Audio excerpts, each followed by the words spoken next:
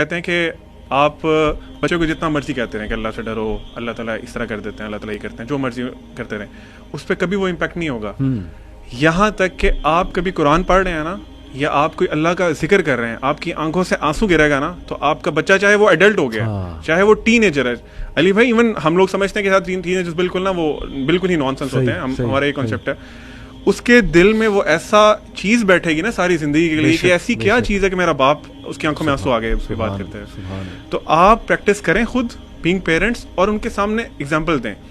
بچے علی بھائی اتنا زیادہ امیٹیٹ کرتے ہیں نا، چھوٹے چھوٹے ہوتے ہیں بھی بولنا نہیں آتا، آپ ان کو اللہ سے صرف اللہ کے بولیں نا تو وہ اللہ کاپی کر لیتے ہیں. صحیح ٹھیک ہے، آپ قرآن پڑھ رہے ہو نا تو وہ خوش ہوتے ہیں آ کے دیکھے کہ یہ قرآن پڑھ رہے ہیں، اللہ پڑھ رہے ہیں، اللہ پڑھ رہے ہیں. تو پوائنٹ از کہ دس آل ڈیپینڈز آن یو کہ آپ اس کو کیسے کرتے ہیں. اگر آپ کلیئر ہے نا، ویژن آپ کا کلیئر ہے کہ میں نے بچے کو اللہ کو انٹروڈیوس کرانا ہے. ایک شیخ ہیں وہ ایک بڑی اچھی بات کرتے تھے، پھر آپ کنٹینیو کریے گا.